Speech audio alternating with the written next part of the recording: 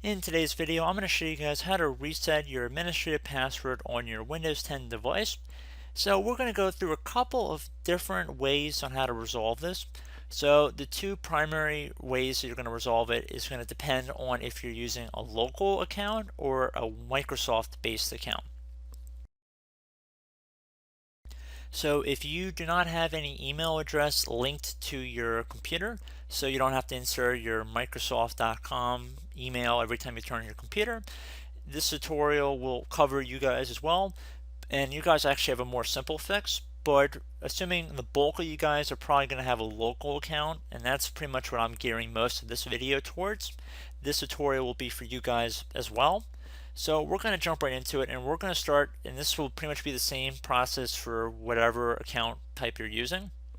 And you want to go on to Microsoft's website and download the Windows 10 Media Creation utility, and you want to basically boot your computer off of the Windows 10 installation media. And I will have a link in the description to the utility, and basically you just have to have a bootable DVD or USB flash drive, and you want to boot your computer off of it.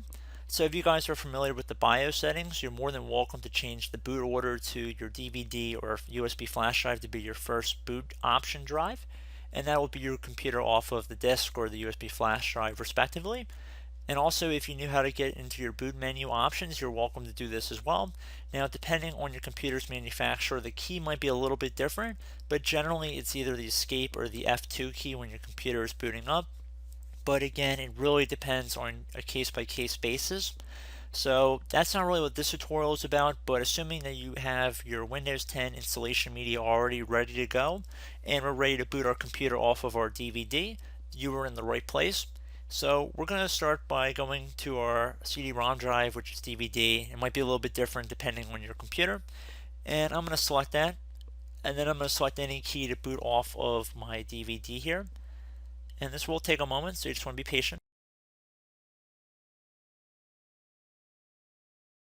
And then once you're on the screen, you want to hold down the Shift and the F10 key on your keyboard at the same time. So Shift and the F10, only those two keys. F10 is a function key on the top of your keyboard. I'm not telling you to tap the F key and the 10 key. It's one key. So hold down the Shift and the F10 to open up the elevated command line window. And now you want to type in disk part, one word. And then once you're typing that in, and keep in mind disk is spelled with a K, so disk part, once you're done doing that, you want to hit enter. If you did it correctly, it should say Microsoft disk part version, and then whatever, doesn't really matter too much. And then once you're done with that, you want to type in list volume, two words, list volume, so L-I-S-T space volume. And then once you're done doing that, you want to hit enter. So now you want to select your main partition on your system where you're going to be having your Windows partition on. So you can see the largest one here is going to be 24 gigabytes. And keep in mind there might be some numbers here that look bigger. And you can see that there's a couple that are about 2800 megabytes and one that's about 549 megabytes. Keep in mind there's 1024 megabytes in a gigabyte. So it's considerably smaller than that 24 gigabytes. And you can also see the other two drives have different labels. So one's a system reserve drive, and the other one might be the ESD ISO. You don't want to mess with those if you have any reserve partitions. So we want to select our volume 2 here. So you want to type in CD space, and you can see our letter is D. See this letter right here? It's D for volume 2. So we're going to select D. We're going to type the letter D, and then a colon. And a colon is just two dots on top of each other, so one dot and second dot right underneath. Once you're done doing that, you want to hit enter on your keyboard.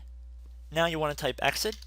Now you want to type in CLS. So CLS, that's not a 1, that is an L. So CLS, then hit enter. And you remember our previous letter was D, so we're going to select D again. So D colon, no spaces. Then you're going to hit enter.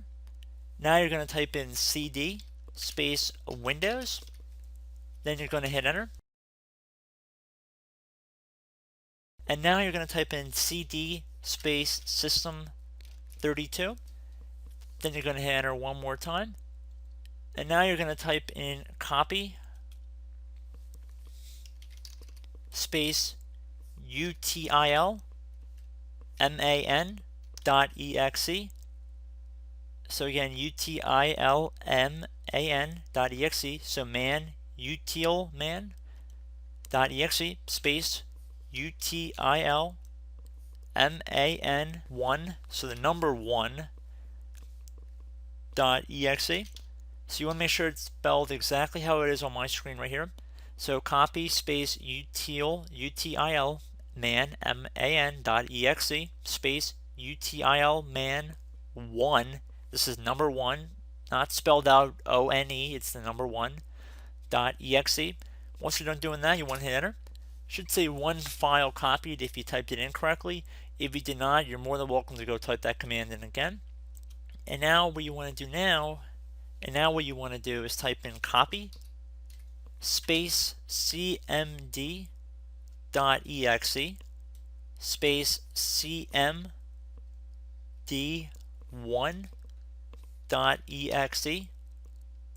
So again, exactly how it appears on my screen here, and this time we have a space in between copy, cmd.exe, and cmd1.exe.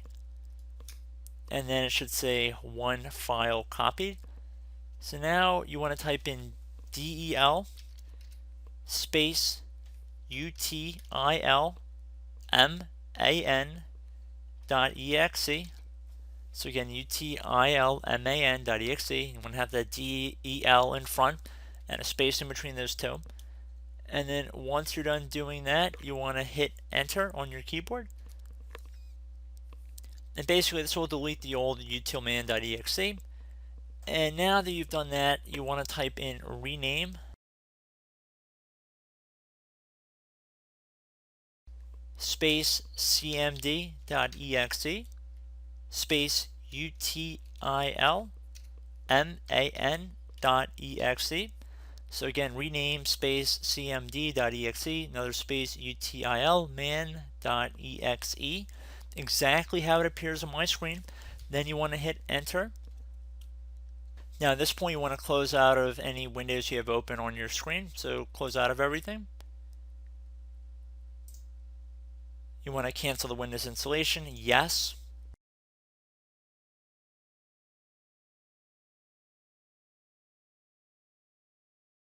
Now if you have a lock screen, you want to scroll up the screen just like you normally would, and then when you're on a screen that appears like this, you want to go down to the ease of access icon down here where it looks like a little clock. It should be the middle icon. You want to left click on it, and now this will open up a command line window. And now you want to type in control space user passwords 2, and then once you're done doing that, you want to hit enter.